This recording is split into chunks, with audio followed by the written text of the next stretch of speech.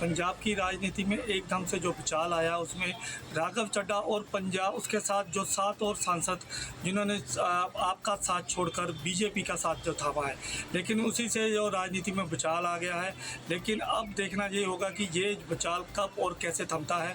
यहीं पर जब इस बात का पता भगवंत मान को लगा, मुख्यमंत्री भगवंत मान को लगा और वो विदेशी दौरे से वापस आए, उन्होंने प्रेस कॉन्फ्रेंस की और उनके द्वारा बीजेपी पे हमला किया गया। उन्होंने कहा बीजेपी के द्वारा डरा धमकाकर जो सांसद को अपनी तरफ किया गया है, लेकिन ये कहीं ना कहीं पंजाब के साथ उनकी सांसदों की गद्दारी है। इसी के लेकर आज हरभजन मान और बाकी सांसदों के घर के बाद भी आम आदमी के कार्यकर्ता द्वारा जरा प्रदर्शन किया गया और उनके घर के बाहर जो है गद्दारी का जो है लिखे गए गद्दार है और पंजाब के लोग इनको बख्शेंगे नहीं। यही बात पंजाब के घरानों में चल रही है कि ये इन लोगों ने पंजाब के साथ गद्दारी किया। अब देखना ये होगा कि आने वाले टाइम में ये कौन सा रूप लेते हैं। लुधियाना से मैं शेखर वर्मा। दिल्ली सरकार के मंत्री प्रवेश वर्मा ने एक बार फिर से दिल्ली के पूर्व सीएम और आम आदमी पार्टी के संस्थापक अरविंद केजरीवाल पर निशाना साधा है। धुरंधर की तरह रहमान डकैत का जिक्र करते हुए बताया कि दिल्ली के रहमान डकैत पार्ट 2 जो है वो अरविंद केजरीवाल हैं। सीधे तौर पर जिक्र शीश महल को लेकर है और अब लोधी रोड में जो उनका नया आवास है उसको शीश महल 2 का जिक्र किया है और कहा है कि जैसे धुरंधर का सीक्वल 2 आया है वैसे ही आने वाले समय में अरविंद केजरीवाल के शीश महल 2 का जिक्र करेंगे, यानी कि खुलासा करेंगे।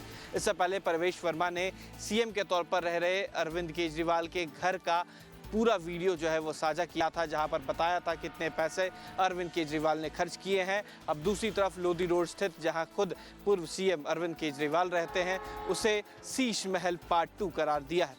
वीडियो जर्नलिस्ट यश शर्मा के साथ उत्कर्ष। आरएलडी प्रमुख जयंत चौधरी आज मेरठ के सिवाल खास विधानसभा क्षेत्र के इकड़ी गांव में एक विशाल जनसभा को संबोधित करने के लिए पहुंचे। पार्टी कार्यकर्ताओं ने बुलडोजर्स पर खड़े होकर जयंत चौधरी पर पुष्प वर्षा की और उनका भव्य स्वागत किया।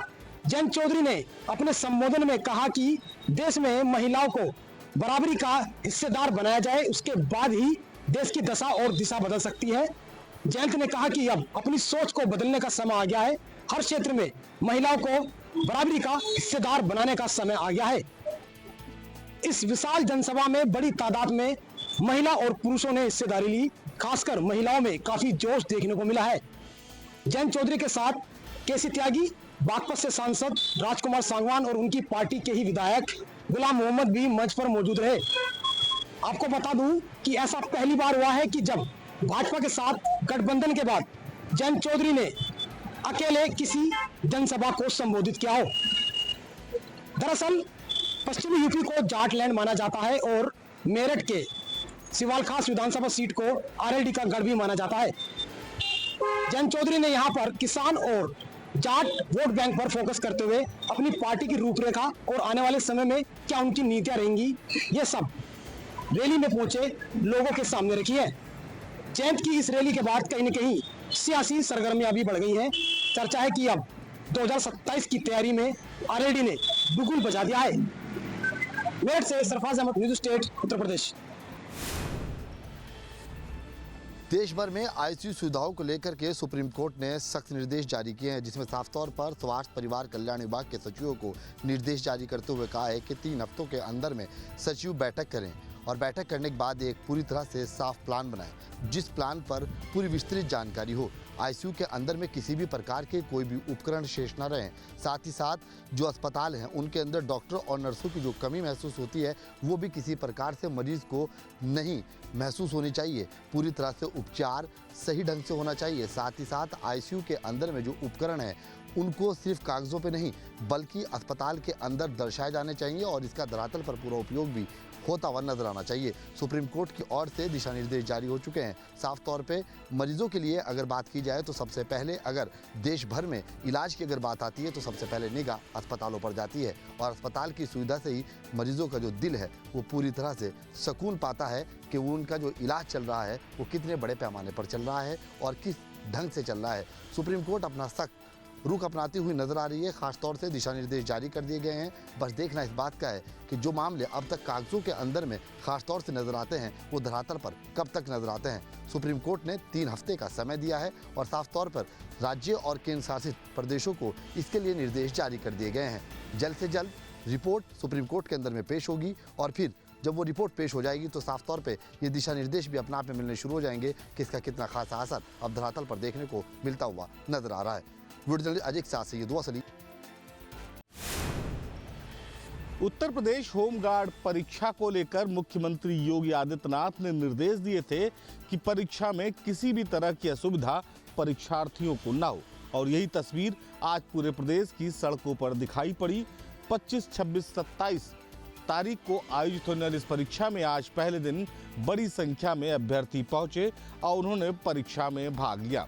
2 पालियों में ये परीक्षा हुई और सरकार का जो मकसद था कि किसी भी स्थिति में नकल विहीन परीक्षा करानी है, उसमें सरकार सार्थक हुई। इस पूरी परीक्षा की निगरानी खुद मुख्यमंत्री योगी आदित्यनाथ कर रहे थे और अधिकारियों से उन्होंने इसको लेकर मंथन भी किया था। लखनऊ से वीडियो दीपराणा के साथ Nikhil Sharma, news state Uttar Pradesh. Delhi police ने यूट्यूबर सलीम वास्तिक को किया गिरफ्तार। आपको बता दें, सलीम वास्तिक नाम और पहचान छिपाकर गाजियाबाद में रह रहा था। 13 साल के बच्चे के मर्डर और अपहरण के केस में पुलिस को उसकी तलाश थी और वह 25 साल से फरार था। दिल्ली के गोकुलपुरी थाने में सलीम खान के खिलाफ अपहरण, रंगदारी, हत्या का केस दर्ज है। दिल्ली पुलिस ने उसे गिरफ्तार कर लिया है। आपको बता दें, दिल्ली पुलिस ने उसे गाजियाबाद के लोनी से गिरफ्तार किया है। उस पर आरोप है कि 1995 में दिल्ली के गोकुलपुरी से 13 साल के बच्चे का अपहरण कर हत्या की थी। इस मामले में 1997 में उसे आजीवन कारावास की सजा भी हुई थी। साल 2000 में बेल मिलने के बाद वह फरार हो गया और अलग अलग जिले में पहचान बदलकर रह रहा था। चौंकाने वाली बात तो ये भी है कि कुछ हफ्ते पहले लोनी में उसी पर जानलेवा हमला भी हुआ था, जिसमें उसे 14 चाकू मारे गए थे, जिसके बाद यूपी पुलिस ने उसके 2 आरोपियों को मुठभेड़ के बाद ढेर कर दिया था। अब गिरफ्तारी के बाद सामने आया है कि सोशल मीडिया पर चर्चित ये चेहरा दरअसल एक सजा याफ्ता भगोड़ा अपराधी था। देर रात दिल्ली पुलिस ने उसे गिरफ्तार कर अपने साथ ले गई और तिहाड़ जेल भेजने की तैयारी की जा रही है। वीडियो जर्नलिस्ट अमित के साथ सोनू अरोड़ा, न्यूज स्टेट उत्तर प्रदेश। 30 अप्रैल से सरकार महिलाओं के सशक्तिकरण को लेकर एक विशेष विधानसभा सत्र बुलाने जा रही है। इस विधानसभा सत्र में महिलाओं के मुद्दे को लेकर चर्चा होगी। दरअसल जो विशेष सदन संसद का बुलाया गया था, उसमें महिलाओं के मुद्दे को लेकर भारतीय जनता पार्टी ने विपक्ष पे खूब ठीकरा फोड़ा और अब यही कवायद उत्तर प्रदेश में देखने को मिलेगी, जहां एक तरफ भारतीय जनता पार्टी विपक्ष को ये बताएगी कि वो किस तरह से महिला विरोधी है, तो वहीं विपक्ष के लिए भी ये मुश्किल होगा कि भारतीय जनता पार्टी की हमलों से वो किस तरह से बचे, क्योंकि देश में महिलाओं को लेकर एक अलग तरह की राजनीति इस समय हो रही है और अलग तरह की चर्चाएं चल रही हैं, जिसमें विपक्ष पर कई सवाल खड़े हो रहे हैं। लखनऊ से वीडियो दीपराणा के साथ निखिल शर्मा, न्यूज स्टेट उत्तर प्रदेश। नोएडा में हुए श्रमिक आंदोलन के बाद नोएडा प्राधिकरण, ग्रेटर नोएडा प्राधिकरण और यमुना प्राधिकरण की तरफ से बड़ा कदम उठाया जा रहा है। नोएडा प्राधिकरण 4 अलग अलग जगहों पर 1-1 एकड़ में श्रमिकों के लिए आवास बनाएगी। ये आवास श्रमिकों के लिए किराए पर दिए जाएंगे। 30,000 से कम सैलरी वाले श्रमिकों के लिए तकरीबन 25,000 के आसपास आवास बनाने की जो तैयारी है वो नोएडा प्राधिकरण ने शुरू कर दी है और मई में जो अलॉटमेंट है वो भी होना शुरू हो जाएगा। इसी तरीके से यमुना प्राधिकरण की भी स्कीम है कि यमुना प्राधिकरण के इलाके में श्रम विभाग को 5 एकड़ जमीन दी जाएगी, जिसमें श्रमिकों को रहने के लिए हॉस्टल बनाए जाएंगे, यानी सस्ती दरों पर उनको रहने का जो आशियाना है वो मिल जाएगा। और जिस जगह श्रमिकों को रखने की बात चल रही है वहाँ पर गैस पाइपलाइन के साथ साथ जो क्लिनिक है वो भी खुलवाया जाएगा और ग्रेटर नोएडा प्राधिकरण भी इसी तरीके से हॉस्टल बनाने की परियोजना पर काम कर रहा है। श्रमिकों की सैलरी कम होने की वजह से उनके द्वारा तमाम अपनी मांगे जो हैं वो रखी गई थी और उन मांगों को लेकर प्रदर्शन किया गया था। प्रदर्शन हिंसक भी हुआ। उस पूरे मामले को लेकर पुलिस जांच कर रही है, लेकिन अब श्रमिकों की समस्याओं को खत्म करने के लिए नोएडा, ग्रेटर नोएडा प्राधिकरण और यमुना प्राधिकरण आवास बनाने की जो परियोजना है उस पर काम शुरू कर चुकी है। वीडियो जर्नलिस्ट राकेश रावत के साथ अमित चौधरी, न्यूज स्टेट नोएडा। अलीगढ़ में पाइपलाइन लीकेज मरम्मत के दौरान हुए हादसे के मामले में एसआईटी गठित की गई है। आपको बता दें, एक मिट्टी का बड़ा टुकड़ा गिरने से हुई थी मजदूर की मौत। इस मामले में मृतक मजदूर को 5 लाख की आर्थिक मदद का भी किया गया था ऐलान।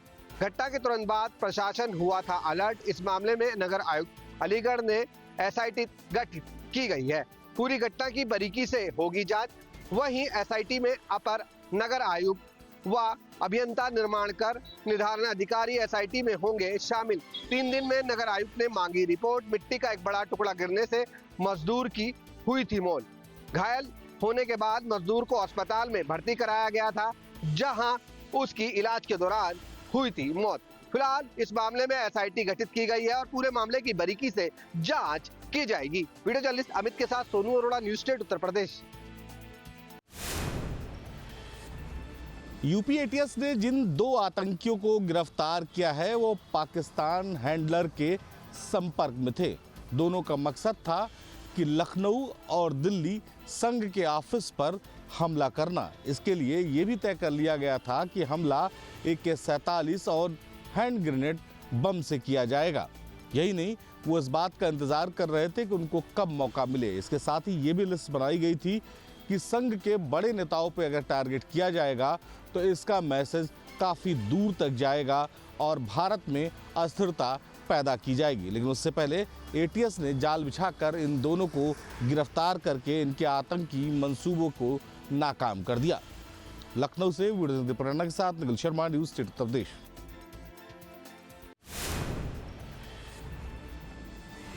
नोएडा प्राधिकरण द्वारा शहर की ट्रांसपोर्ट व्यवस्था को बेहतर करने के लिए यानी पब्लिक ट्रांसपोर्ट को मजबूत करने के लिए 50 ई बसें चलाने का प्राविधान शुरू किया गया है। इसको लेकर यूपी रोडवेज के साथ नोएडा डिपो का अनुबंध हुआ है। इस अनुबंध के तहत नोएडा के अलग अलग 4 रूटों पर 50 ई बसें चलाई जाएंगी और उन बसों का आखिरी स्टॉप सेक्टर 90 में बना बस टर्मिनल होगा। साथ ही उनकी चार्जिंग के लिए बस टर्मिनल में चार्जिंग पॉइंट बनाए जाएंगे और बोटनिकल गार्डन के पास भी चार्जिंग पॉइंट बनाए जाएंगे ताकि बसों को समय से चार्ज किया जा सके।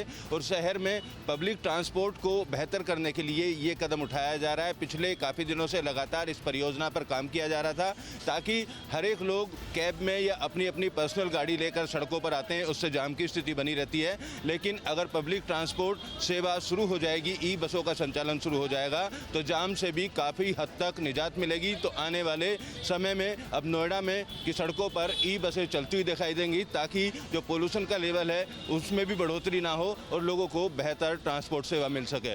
वीडियो जर्नलिस्ट राकेश रावत के साथ अमित चौधरी, न्यूज स्टेट नोएडा।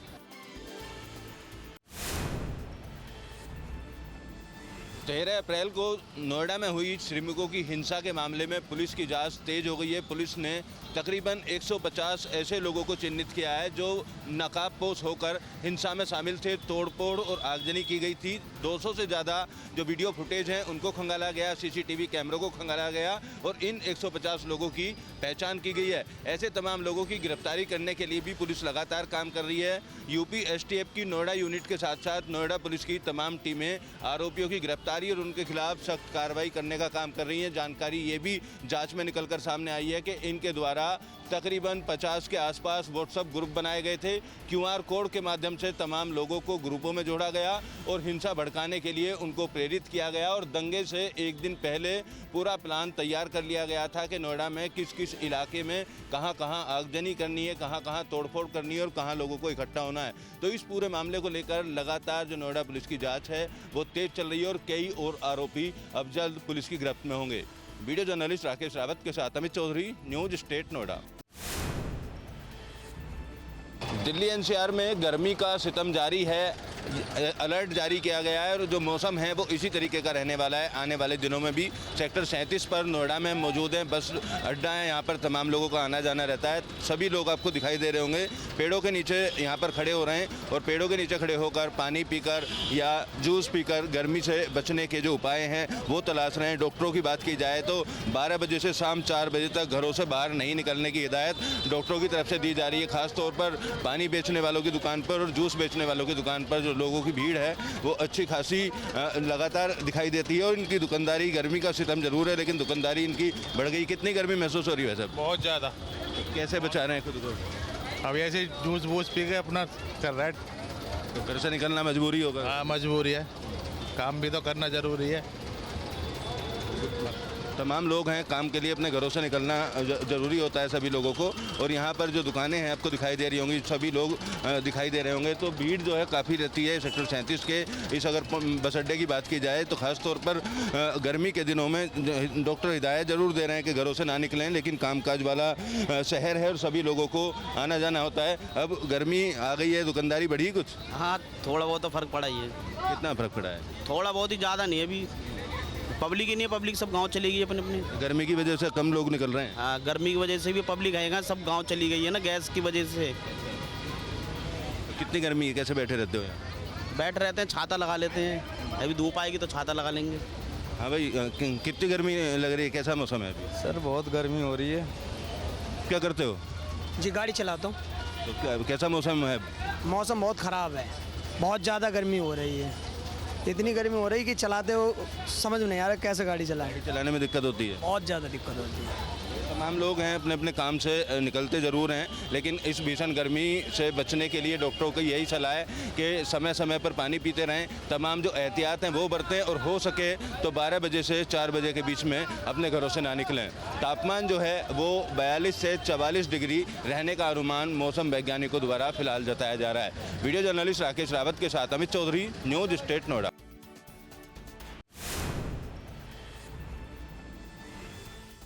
समूचे उत्तर भारत में गर्मी की किस कदर कहर हो रही है, ये सूरज की रोशनी और दिन में ये तपती धूप से पता लग रहा है। इस वक्त हम राजधानी लखनऊ में हैं और उत्तर प्रदेश में भी गर्मी से बुरा हाल है।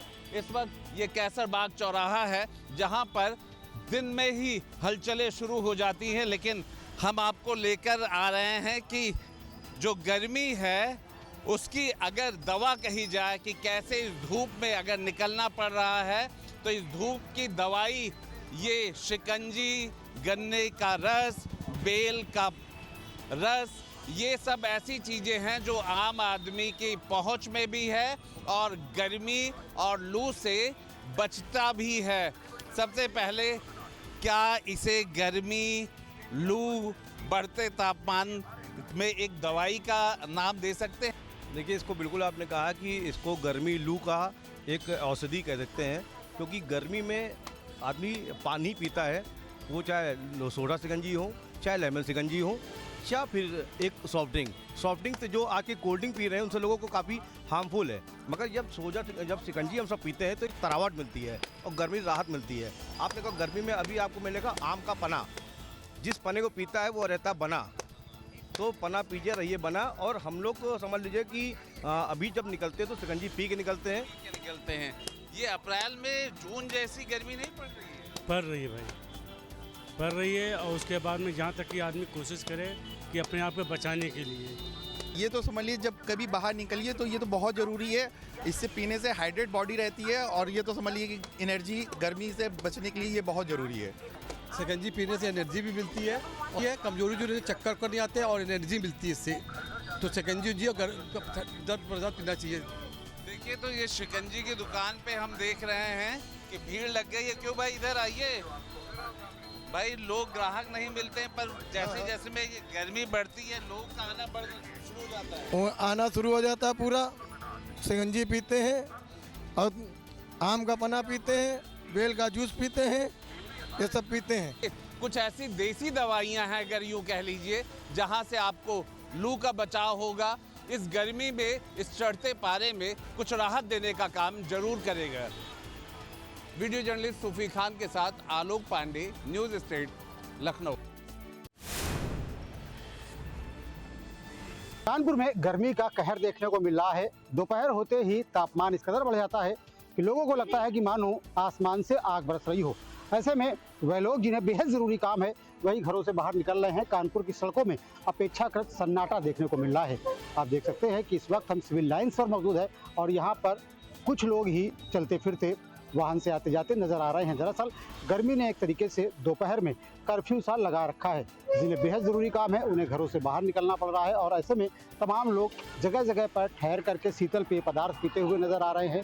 जो ठेले सड़क किनारे खड़े हुए मिलते हैं वहाँ पर लोग रुकते हैं, चाहे वो शिकंजी का ठेला हो या फिर तमाम दूसरे पेय पदार्थ हैं वहाँ पर लोग रुकते हैं, वहाँ पर अपने आप को शीतल करते हैं और उसके बाद आगे की ओर बढ़ते हैं। वहीं तपिश है वो लगातार बढ़ती जा रही है। कानपुर में दोपहर में तापमान 42 डिग्री के मार्क को पार कर जाता है। ऐसे में आप देख सकते हैं कि कुछ लोग जो निकल रहे हैं वे अपने चेहरे को, अपने सिर को ढक करके निकल रहे हैं। दरअसल डॉक्टरों की सलाह भी यही है कि जो लोग घरों से बाहर निकलें वो पूरे बाह के कपड़े पहन करके निकलें और उसके अलावा अपने सिर को ढक करके निकलें, और अगर आवश्यकता नहीं है तो दोपहर में 12 से 3 बजे के बीच में घरों से बाहर ना निकलें। कुछ लोग हैं उनसे बात कर लेते, जानने की कोशिश करते हैं किस तरीके से गर्मी से वो परेशान है। साहब बताइए कि कितनी गर्मी कानपुर में पड़ रही है और क्या बचने के लिए क्या क्या उपाय कर रहे हैं? इस समय बहुत गर्मी है। अभी हम कोल्ट आए हुए थे तो यहाँ ये शिकंजी पी रहे हैं। अभी आगे बढ़ेंगे तो अभी और रुक के देखेंगे। पानी आने का सेवन लगातार कर रहे हैं।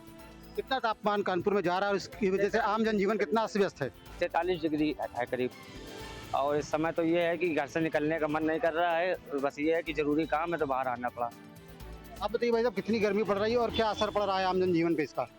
सर गर्मी जो बहुत ज़्यादा हो रही है कानपुर में, लेकिन जिस तरीके देखा जाए कि कानपुर जिस तरीके गर्मी पड़ रही है, नगर निगम को उसकी व्यवस्था करनी चाहिए जगह जगह पर। हाँ, जहाँ तक देखा गया जिस तरीके से जब हम लोग आते हैं घर से निकलते हैं तो जहाँ पे ट्रैफिक मतलब सिग्नल हो जाता है वहाँ पे हम लोग खड़े रहते हैं। वहाँ पे नगर निगम को ऊपर जो छाया करानी चाहिए, काफ़ी देर तक हम लोग सिग्नल में रुके रहते हैं। बहुत मतलब इतनी गर्मी हो रही, नगर निगम को विशेष ध्यान रखना चाहिए। जगह जगह पेयजल की व्यवस्था होनी चाहिए। अब आप मतलब कानपुर में हैंडपैप की तो मतलब कोई पानी की कोई जो नहीं है, कोई मतलब जो है ज़रूरत नहीं है। मतलब ये आंखें बंद कर लिए नगर निगम ने। नगर निगम को विशेष ध्यान देना चाहिए। तमाम लोग हैं गर्मी से परेशान है। दरअसल गर्मी में दोपहर में बाहर निकलना अपने आप में इस वक्त किसी सजा से कम नहीं है, लेकिन लोगों को ज़रूरी काम है। ऐसे में वो घरों से बाहर निकल रहे हैं, गर्मी से बचने के उपाय करते हुए नजर आ रहे हैं। लोगों का कहना यह भी है कि जब वो घरों से बाहर निकलते हैं तो पीने का पानी उन्हें कहीं भी मैसर नहीं होता है। उन्हें पीने के लिए रुपए देने पड़ते हैं, चाहे पानी पीना हो, शिकंजी पीना हो, कुछ भी हो। क्योंकि पहले के वक्त में नगर निगम की तरफ से प्याऊ लगवाए जाते थे, लेकिन इस साल कहीं पर प्याऊ भी दिखाई नहीं पड़ रहे हैं। वीडियो जनता से 65 श्याम तिवारी, न्यूज़ स्टेट कानपुर।